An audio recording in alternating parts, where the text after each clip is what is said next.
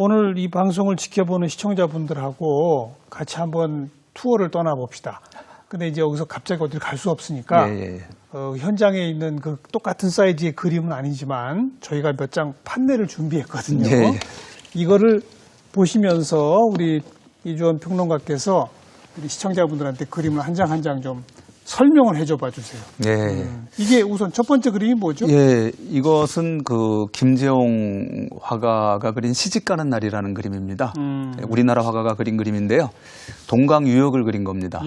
동강에 이제 댐이 들어선다는 이야기를 듣고 이 화가가 수몰되기 전에 그러면 수몰될 지역을 가서 좀 그리자. 그래서 현장을 가서 보고 그린 건데요. 아주 사진처럼 사실적으로 잘 그렸습니다. 그런데 이제 현장 똑같이 그렸냐면 그건 아니고 약간 이제 그 풍경의 변화를 좀 줬어요. 그리고 이제 제목을 시집가는 날이라고 달았는데 시집가는 날의 주인공이 누구겠습니까? 신부. 네, 그렇죠. 여기 이 그림 보면 아무리 봐도 신부가 안 보여요. 그런데 이제 너무 디테일하게 보지 말고 좀 크게 전체적으로 보면 신부를 볼 수 있는데요. 90도 돌려놓고 보면 아주 잘 보입니다. 이렇게 이쪽으로 이렇게 돌리시면 이 전체가 다 신부의 모습이라고 할 수 있어요. 그러네요. 맨 위가 머리고 고개를 숙여서 족두리가 좀 보입니다. 맞아요. 뒤에 큰 비녀라고 비녀가 꽂혀 있고 앞댕기 신부들 이 앞댕기 걸치고 이제 전통 홀레복 입고 두 팔을 모았죠. 그 앞에 큰 건을 걸쳐서 신부들이 이제 맞절할 때 그 모습. 그래서 일부러 이렇게 하신 거군요. 그렇죠. 그러니까. 화가가 일부러 이렇게 한 거죠. 그러니까 개발하는 거 좋고 댐 들어서는 거 좋은데 우리의 얼관억순 지키자. 모든 게 다 현대화되고 산업화되고 하는 것만이 다 능사가 아니고 우리 것은 지키면서 발전도 하고 개발도 하자. 이 메시지를 전하고 싶은데 이걸 너무 직접적으로 그려버리면 재미가 없잖아요. 그림이. 그러니까 마치 숨은 그림 찾기 하는 것처럼 그래서 요 풍경화인데 이제 풍경화 속에 숨은 비밀. 숨은. 그래서 그림이라는 게 하나의 놀이라는 걸 어떻게 보면 잘 보여주는 그림이라고 할 수 있습니다. 그래서 사실 요거 다시 눕혀놓고 보면은요. 그림이라는 게 그냥 평면 위에 물감 바른 거잖아요. 맞아요. 그렇지만 보면 3차원 공간도 느껴지고 여기 돌들 입체감 뭐 꺼끌꺼끌한 느낌. 그리고 물에 비친 모습. 그렇죠. 물에 비친. 다 다르죠. 근데 사실 만져보면 똑같은 평면 위에 똑같은 질감의 물감이거든요. 그러니까 한마디로 그림이라는 것은 눈속임 놀이라고 할 수 있습니다. 그러니까 그림은 하나의 놀이다. 그래서 우리가 그림 미술에 너무 부담 갖고 가지실 필요가 없어요. 편안하게 접근하셔도 좋습니다. 놀듯이 즐겨라. 그렇죠. 화가들도 그냥 그림 갖고 노는 거다. 그렇죠. 하나의 놀이라는 거죠. 왜 호모 루덴스라는 말이 있지 않습니까? 그렇죠. 놀이하는 인간. 이 예술뿐만 아니라 정치, 경제, 사회, 문화가 다 놀이에서 비롯됐다. 이렇게 이야기하죠. 이 두 번째 그림은요? 요즘 워낙 이제 어려운 시절이니까요. 그래서 좀 위로가 될 만한 그림들을 좀 소개해드리면 좋을 것 같은데요. 이 그림은 우리가 너무나 좋아하고 사랑하는 밀레가 그린 젖목이라는 그림입니다. 보시면은 이제 여기 농부가 나무에 젖붙이기 하고 있어요. 그래서 요 이제 그 뿌리가 되어주는 나무를 대목이라고 하죠. 그래서 이 대목이 여기 밑에 있고 그 위에다가 이제 작은 어린 나무 가지를 젖붙이고 있는데 농촌의 일상을 평화롭게 그린 그림인데 사실 젖붙이기 하는 것만 표현하려고 했으면 그 옆에 이 농부의 부인과 아이를 그릴 필요가 없습니다. 근데 젖붙이는 것과 아이가 뭔가 연결이 되는 거예요? 그렇죠. 일부러 밀레가 그려 넣은 겁니다. 왜 이렇게 밀레가 그려 넣었냐면 지금 이제 젊은 엄마가 아기를 안고 있는데 또 엄마는 머리에 두건 같은 거 쓰고 있지 않습니까? 그러니까 서양 사람들이 특히 서양 사람들이 볼 때 젊은 엄마가 두건 쓴 엄마가 아기를 안고 있다 그러면 누구를 제일 먼저 떠올리냐면 성모 마리아를 떠올리게 됩니다. 그러면 이제 아기는 예수가 되는 거죠. 그러네요. 그래서 예수는 인류를 위해서 희생했다 그러지 않습니까? 그러니까 말하자면 이 대목 같은 거죠. 뿌리가 되어주는 나무. 거기에서 이제 많은 열매가 맺는 것처럼 그래서 구원의 열매가 맺는 것처럼 그래서 희생을 이야기하고 있고요. 또 그 성모 마리아와 아기 관계뿐만 아니라 부모와 아기 관계도 이제 보게 하고요. 그러면 부모는 자식을 위해서 희생을 해주는 존재죠. 그러니까 결국은 더 나아가서 사회의 리더들, 예. 예, 그런 사람들은 다른 이들을 위해서 희생하는 존재들이다. 결국은 희생이 주제입니다. 이 그림의 희생? 주제는 예, 희생. 그래서 그 땅에 떨어진 씨앗도 희생이 돼야 되잖아요. 그 씨앗이 희생이 되면 뭐 성경에서도 30배, 60배, 100배의 결실을 맺는다. 예, 네. 예. 그런 어떤 그 이야기처럼 이 그림도 농촌의 일상을 보여주면서 사실은 희생에 관한 이야기를 하고 있고 그럴 때 이제 그만큼 미래는 더 풍요로워지고 예, 그 훨씬 밝아질 거라는 이야기를 하고 있는 그림이죠. 미래 세계를 위한 후세대를 위한 희생 예, 예. 그런 의미네요. 예, 그런 대를 의미가 담겨 이어서 있죠. 예, 지금 비록 우리가 좀 어려운 어렵지만, 시절이라도 네. 우리 이 후손들, 자손들의 미래를 위해서 우리가 이런 마음을 가져보면 어떨까 뭐 그런 생각도 좀 해봤고요. 뭐 이것도 의미도 의미지만 밀레 그림은 우선 편안해요. 그렇죠. 편안하죠. 색감부터가 예. 그냥 편안해요. 그냥 가만히 보고 있으면. 네, 농촌의 색깔, 예, 예, 예, 가을이면 가을의 색깔, 그러니까요. 봄이면 봄의 색깔, 그게 그대로 드러나니까요. 편안하죠. 예. 예.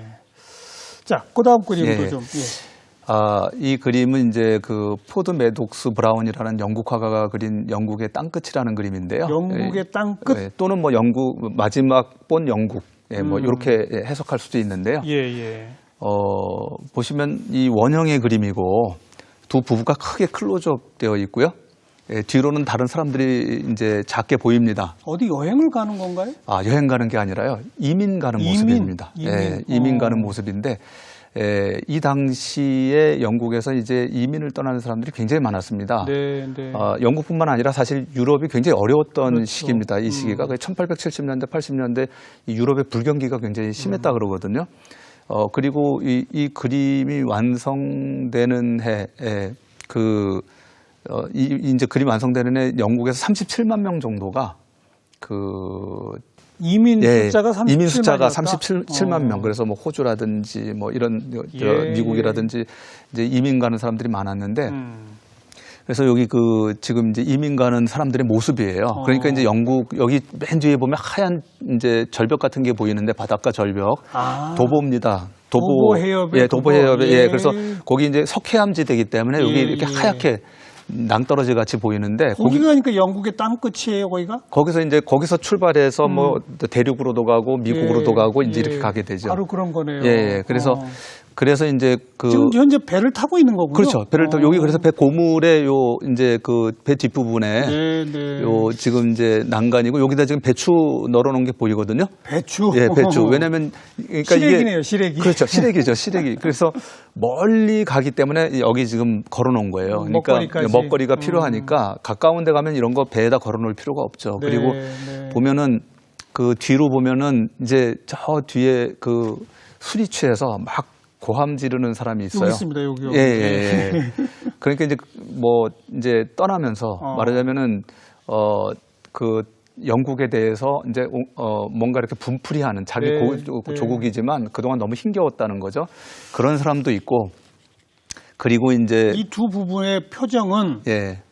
정말 복잡 미묘하네요. 그렇죠. 복잡 미묘하죠. 굉장히 좀 두려움, 공포 이런 것도 불안도 있고 호기심도 많고 막 그렇게 느껴지네요. 예, 아주 정확하게 지금 보고 얘기해 주시는데요. 가만히 보면은 지금 남편의 얼굴은 이제 뭔가 이렇게 미래에 대한 어떤 불안감 속에서 자기가 져야 될 책임, 비장함, 그런 비장함이 보이죠. 어떻게 이 가족을 먹여 살릴 것인가, 내가 무슨 일을 할 것인가, 잘 풀릴까 어떨까 그런 불안함 같은 게 많이 있거든요.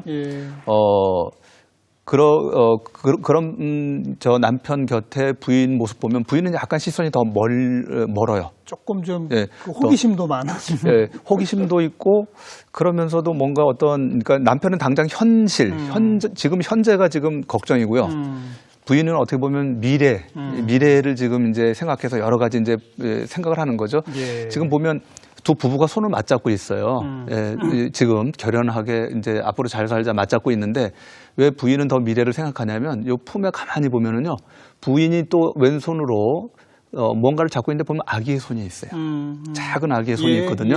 그러니까 이 아기를 품고 있는 거예요. 그렇죠. 그러니까 지금 이제 부인은 이 아이의 이제 장래라든지 얘가 어떻게 살아갈까 뭐 여러 가지 또 부인도 이제 걱정이 있는 거죠. 예. 그래서 아이 한 손으로는 아이의 손을 잡고 한 손으로는 남편의 손을 잡고 그래서 사실상 이 그림의 주인공은 남편이 아니고요. 이 부인입니다. 부인. 예. 네. 그러니까 이 가족의 미래, 이 가족의 현재, 이 모든 걸 잡고 사실은 그 모든 것을 이제 지탱해야 될 존재로서 어머니로서 아내로서 지금 굉장히 그러니까 예. 남편도 너무 불안하면 안 되잖아요. 예. 남편을 이제 다독여줘야 되고 다독이고. 예, 위로해야 되고 아이들도 케어해야 되고 그런 모습을 이 부인한테서 볼 수가 있죠. 이 그림의 원래 크기는 어느 정도예요? 지금 요 그림 이거보다는 훨씬 크죠. 훨씬 크죠. 예, 예. 제가 그랬으면 좋았을 것 같은 예, 거예요. 예. 그래서 미술관의 현장에 가서 봐야 된다니까요. 이렇게 사진으로 보면 그 감동이 안 와요. 아무래도 예. 직접 원작 보는 거하고 그러니까요. 예, 도판으로 보는 건 저희가 차이가 왜 있죠. 어려서부터 미술 교과서에 나오는 그림들 있잖아요. 다 조그만 사진밖에 없지 않습니까? 교과서에 실리니까. 네. 그걸 보고 너무 눈에 익은 그림인데 오늘날 이제 미술관 현지에 가서 보면 이만한 그림으로 딱 보면은 갑자기 좀 충격이 오더라고요. 네. 감동의 그 깊이가 완전 다르더라고요. 예, 요즘은 그래도 좀 다행인 게요. 예, 직접 미술관에 안 가셔도 미술관 원작만큼은 아니지만 예, 굉장히 고해상도로 네. 예, 이미지들을 촬영을 해서 심지어는 가까이 가서 봐도 잘 안 보이는 걸 확대해서 볼 수 있게 그렇게 만들어 놓은 맞아요, 예, 맞아요. 그런 인터넷 사이트도 있습니다. 요즘 해외여행 안 되니까 예. 아예 미술관들이 자기네 그 미술관에 와서 이렇게 VR 투어 하듯이 예. 그런 거 다 제공한다고 그러지 않습니까? 예, 그런 것도 제공하고요. 예, 그리고 이제 그 포털 사이트 하나 큰 곳에서는 예, 해외 포털 사이트 하나는 전 세계 미술관 주요 미술관들과 계약을 맺어서 네. 예, 그 인공위성으로 왜 이렇게 지상 촬영하는 그 기술을 가지고 이야. 예, 그림을 촬영해서 그래서 그림을 굉장히 확대해 볼 수가 있어요. 예, 그래서 맨눈으로 안 보이는 것까지 보여줍니다. 그래서 그런 것도 볼 수가 있고요. 요즘은 편해졌어요? 인터넷으로 얼마든지 많이 즐길 수 있습니다. 하나만 더 볼까요? 그림? 하나 더 예, 보시면 예. 요게 이제 와츠라는 화가가 그린 그림인데요. 와츠. 예, 그 조지 프레드릭 와츠라고 하는 화가가 그린 그림인데, 아까 제가 브라운 그림에서 그 영국 불경기 말씀드렸는데, 요게 바로 그 배경입니다. 영국 불경기. 아까 그거는 그거보다 좀 이른 시기, 좀 한 10년, 20년 앞서서 그려진 거고요. 이건 제목이 뭡니까? 희망입니다. 희망? 예. 근데 처음 딱 봐갖고 희망이 아무것도 안 보여요. 고개를 푹 수그리고 있지만 빛이 좀 있네요. 빛은. 예. 가만히 보면 여기 구가 있지 않습니까? 구 위에 한 소녀가 앉아 있는데 보면 맨발이에요. 그리고 네. 발에는 흙이 묻어 있습니다. 예, 예. 그리고 지금 눈은 부상을 당해서 앞을 못 봐요. 예, 붕대를 하고 있죠. 네, 네. 그리고 수금을 들고 있는데 수금줄이 다 끊어지고 하나만 남았어요. 예. 그래서 얼핏 봐갖고는 이게 어떻게 희망이냐. 절망이에요, 예, 절망이지. 이게 어떻게 희망이냐. 이렇게 이제 우리가 생각할 수 있는데요. 예. 사실 이 작가가 이야기하고자 하는 건 그겁니다. 예. 희망은 다른 곳에 있지 않다. 절망이 있는 곳에 있다. 예. 모든 게 다 만족스럽고 모든 게 다 이루어진 곳에 희망이 뭐가 필요하냐는 네. 거죠. 절망이 있으니까 희망이 간다. 희망은 싸움꾼이라는 겁니다. 희망은 절망이 있는 곳에 가서 항상 절망한테 싸움을 거는 게 희망이다. 그래서 절망 속에 있던 사람들이 희망이 와서 싸움 걸면 희망의 씨앗이 뿌려지죠. 그러면 예. 어려운 상황에서도 희망을 갖게 된다는 거죠. 예. 요즘 상황 때문에 일부러 골라오신 그림이군요. 네, 요즘 상황까지 좀 연결해서 볼 수 있고요. 사실 이 그림에 깊이 감동받은 유명인도 있어요. 오바마 대통령. 예, 오바마 대통령이 이 그림을 처음 접하고 너무 감동을 받아서 예, 나중에 이제 저 민주당 전당대회 기조연설할 때 또 자기 대선 캠페인 할 때 그때 이제 담대한 희망이라는 타이틀로 예, 맞아요. 책도 담대한 희망이라는 책도 냈지만 그 책의 기저가 되는 그 영향을 준 그림이 바로 이 그림입니다. 네. 이런 식으로 그 갤러리 투어를 하실 때 하나하나 설명해 주신다 이거죠? 예, 예, 그렇게 설명드리고 아주 있습니다. 그냥 귀에 쏙쏙 들어오네요. 감사합니다.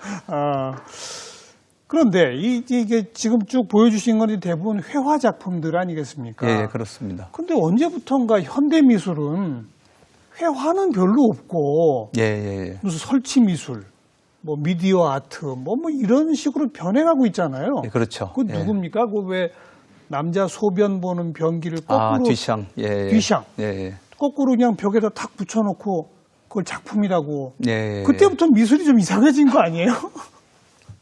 현대 미술은 이제 기존의 미술하고 많이 다르죠. 그러니까요. 우리가 미술 그러면 이제 시각 예술 이렇게 생각하는데 사실은 이제 오늘날의 미술은 더 이상 시각 예술이라고만 이야기하기 어렵습니다. 모든 수단을 다 동원하거든요. 사실 그 미술의 역사는 미디어 발달의 역사하고 같이 갑니다. 예. 그러니까 석기 시대에 돌을 쪼는 기술이 이제 돌조각 만드는 그렇죠. 그 예술로 발전하고 청동기 시대가 오니까 브론즈가 나오게 되거든요. 그래서 유화라고 하는 것은 그 유럽의 범선의 저 돛을 만들던 천. 예, 거기다가 이제 그 기름 물감을 해서 예. 그린 거거든요. 예. 그런 식으로 이제 미디어가 발달하면서 미술도 같이 이렇게 발달합니다. 미디어뿐 아니라 예. 과학기술과 소재의 발전. 예, 그런 거 이거랑 다, 연결되는 다 같이 가는 거죠. 예, 그래서 그러다 보니까 이제 현대 들어와서 뭐 사진기가 나오니까 사진을 이용한 작품들이 나오고 그 다음에 컴퓨터가 나오니까 컴퓨터를 이용한 그렇죠. 작품들이 나오고 그리고 또 심지어 뭐 복사기 나왔을 땐 저 복사기 미술, 그 팩스가 나오면 팩스 아트 온갖 게 다 있습니다. 텔레비전 나오니까 백남준. 그러니까 텔레비전 나오니까 비디오 아트가 나오고요. 그러니까요. 그런 식으로 쭉 나와서 이 미술이라는 예술은 이런 미디어의 발달과 같이 가면서 그 미디어를 통해서 그 시대의 정신이나 감성을 드러내주고 그리고 그 시대 사람들이 삶을 살면서 공유하게 되는 그런 정서들, 그런 것들을 이제 그런 새로운 방식들로 자꾸 이야기하게 되는 거죠. 그러다 보니까 이런 변해가는 모습에 이제 좀 생소하게 느끼거나 낯설게 느끼거나 이런 경우들이 생기는 거죠. 뿐만 아니라 이제는 미술계 내에서 어찌 보면 자기들 내의 어떤 그 상징성이랄까 이게 고도로 많이 진척이 되면 될수록 대중으로부터 멀어지는 것 같은 이런 느낌이 있어요, 저는. 그런 측면이 있죠. 하나도 안 아름답거든요. 근데 굉장한 의미가 있다는 거죠. 예를 들면 무슨 그 누구죠? 자기 피를 뽑아가지고 무슨 작품을 만든다. 마크 킨이라는 작가가 뭐 그런 사람. 또 누구는 무슨 뭐 상어를 포르말린 속에 넣어놓고. 데미안 호스트 아주 굉장히 많이 아시네요. 아니 저는 그게 왜 아름답습니까? 아름다운 건 아닙니다. 그러니까요. 근데 미술은 아름다워야 되는 거 아니에요? 그런데 우리가 아름다울 밑자를 써서 그렇게 번역을 해갖고 이제 아름다움이 강조되다 보니까 우리나라 사람들은 자꾸 아름다움을 이제 가장 중요하게 생각하는데 미술은 일단 다른 예술과 마찬가지로 아름다움뿐만 아니라 추함도 드러내주고 그리고 우리가 삶을 살면서 우리 삶에서 어떻게 의미를 찾아야 되는지 또 무엇이 진정한 의미인지 또 우리는 끝없이 반성해야 되지 않습니까? 그런 반성의 기회도 제공해주고 그런데 그것을 과거의 방식으로만 하기는 어렵기 때문에 왜냐하면 아까도 말씀드린 대로 미디어나 기술도 발달하고 또 그것을 즐기는 사람들의 어떤 수용 방식도 변하고 그러다 보니까 거기에 맞춰서 그리고 그 시대의 문제들이 다 다르지 않습니까? 그렇죠. 오늘날 이 복잡한 시대에 복잡한 문제들을 또 그 하나하나 이야기하려다 보면 전통적인 유화로는 이게 이제 표현이 어려운 거죠. 한계가 있는 거죠. 그래서 그런 이제 방법들이 동원되고 그런 생각의 기회를 좀 가져보자. 그러다 보니까 자기 피도 심지어 뽑게 되고 이런 일들이 이제 벌어지는 거죠. 한편에서는 참 신기하면서도 한편에서는 저걸 왜 하나 이런 당혹감이 들어요. 솔직히 일반 대중 입장에서는. 저한테 그런 현대미술의 감상법 뭘 좀 알려주시겠어요? 그 우리나라에서 전시하고 있는 화가의 한 사람인데 그 레이노라는 프랑스 미술가가 있습니다. 이분은 원래 원예를 하시던 분이에요. 원예. 그러다 보니까 이런 거? 그렇죠. 원예 학교를 다녔어요. 이 분이 이제 원예 학교를 다니다 보니까 화분에 익숙합니다. 그래서 화분을 가지고 작품을 만들기 시작했어요. 원래 화분은 흙이 있고 거기 씨 뿌려서 이제 식물이 자라게 하는 그런 그릇이잖아요. 근데 그걸 어느 날 다 메워버렸어요. 시멘트로. 그러니까 거기 식물을 심을 수가 없죠. 그렇죠. 그 식물을 심을 수 없게 시멘트로 메우고 그걸 빨간 색깔을 칠했습니다. 그래서 그걸 키우기도 하고 나중에 이제 황금빛을 칠하기도 하고 그렇게 해서 만들어 놨는데 그분이 그렇게 한 이유는 기능을 없애기 위해서예요. 화분의 기능을 없애버린 겁니다. 그럼 쓸모없이 된 거잖아요. 그분이 이야기합니다. 그래서 예술이 됐다는 거예요.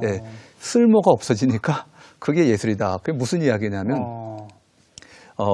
현대사회에서 사람들은 너무 기능, 합리성, 어떤 이익, 효율성, 생산성 이런 것만 따진다는 거죠. 근데 그것만으로 인생이 풍요로워지느냐, 인생의 의미가 발생하느냐, 이게 가성비가 좋으면 그것이 과연 인생의 의미를 발생시켜 주는 것이냐, 꼭 그렇지는 않다는 거죠. 왜 쓸데없는 짓 하는 게 제일 재밌죠. 네, 그렇죠. 그러니까 그렇게 쓸데없는 짓인데 그렇게 기능을 제거하면 거기서 이제 의미가 발생하기 시작한다는 거죠. 우리가 생각하기 시작하고 어떤 사유의 기회가 생기고, 그래서 예술이라는 건 따지고 보면 다 어떤 그런 기능적인 가치가 없다는 거죠. 모든 예술이 따지고 보면 아무 기능적인 가치가 없는데, 근데 왜 우리가 예술을 즐기느냐?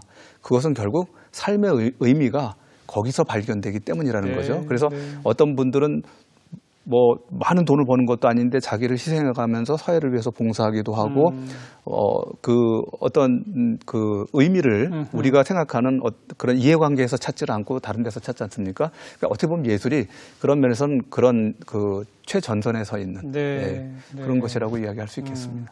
아까 미술은 하나의 놀이다. 예, 그냥 편하게 접근해라 말씀해 주셨는데, 지금 이제 현대미술 등등으로 저랑 얘기하면서 보니까 미술은 자꾸 뭔가 의미를 부여하고 생각하고 또 그것도 있는 거네요. 그렇죠. 놀다 보면 생각이 생각하게 되는 거죠. 거죠. 네. 그러니까 놀면서 배우는 게 진짜지 않습니까? 놀면서 배우면 안 잊어버리거든요. 예를 들어서 그 사자 새끼들이나 얼룩말 새끼들이 학교 안 다니지 않습니까? 학원도 안 가고 놀잖아요, 그냥 어릴 때. 근데 놀다 보면 사자 새끼들은 사냥하는 법, 그리고 얼룩말 새끼들은 달아나고 달리기 선수가 되는 법을 저절로 배우잖아요. 절대 안 잊어버리고 능력도 엄청나게 강화되지 않습니까? 그래서 노는 것 자체가 사실은 어떻게 보면 우리 생존과도 관련이 있고 진정으로 우리로 하여금 인간은 이제 놀면서 생각하게 되는 존재니까. 직접 그림 그리고 싶은 마음은 이제 없어지셨어요? 원래 이제 미술 전공한 사람들은 그림을 이제 그리지 않게 되면 계속 그림 그리고 싶은 그 열망이 남아 있습니다. 그래서 언젠가는 그려야지 그렇게 생각하게 되는데, 저도 그렇게 그림 그리고 싶은 마음이 강했어요. 그런데 이제 제 아이들이 미술 관련하는 전공하고, 특히 셋째는 학부에서는 조각을 전공하고 지금 이제 대학원 진학하려고 하는데, 대학원에서 이제 한국화를 공부하려고 합니다. 그런데 아이가 그렇게 이제 자기가 전업 작가가 되고 싶어 하니까 그 다음부터는 그런 열망이 싹 사라지더라고요. 왜요? 그거 희한하네요. 물론 이제 이렇게 그 아마추어로서 즐기는 그림은 그릴 수 있을 것 같아요. 근데 그 전까지는 내가 다시 그림을 그려야지 할 때는 전업 작가. 전업 작가를 생각한 거거든요. 다시 언젠가 나도. 근데요. 근데 제 아이가 이제 전공을 하고 작가로서 진짜 자기 어떤 확신을 갖고 나가려고 하니까 제가 다 이룬 것 같은 느낌이 드는 거예요. 그러면서 더 이상 해야 되겠다는 생각 없고 그냥 뭐 그리게 되면 어떤 취미로 아마추어로서는 할 수가 있겠죠. 그러나 이제 예전에 가졌던 그런 열망은 없어졌습니다. 조금씩은 그리세요? 집에서? 거의 못 그리고요. 계속 글 쓰시나 바빠서. 글 쓰느라고 바빠서. 근데 이제 한동안 또 짬 날 때는 이 태블릿. 태블릿에 요즘 이제 그림 그릴 수 있는 앱들이 좋은 게 많거든요. 그래서 그런 거를 이렇게 그림을 그리곤 했습니다. 글쓰기는 뭐 여전히 계속 하시는 거고. 특히 요즘 이제 코로나 때문에 이제 제가 강의라든지 투어라든지 이런 거는 많이 이렇게 이제 제한이 되니까 주로 이제 글을 집중적으로 쓰고 있습니다. 계속 기대하도록 하겠습니다. 감사합니다. 고맙습니다. 감사합니다.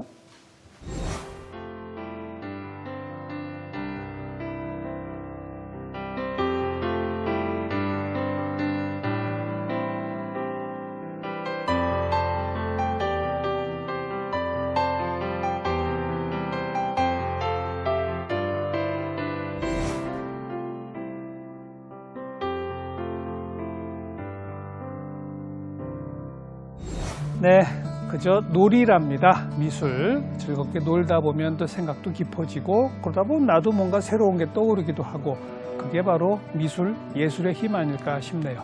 다음 시간도 뵙겠습니다. 안녕히 계세요.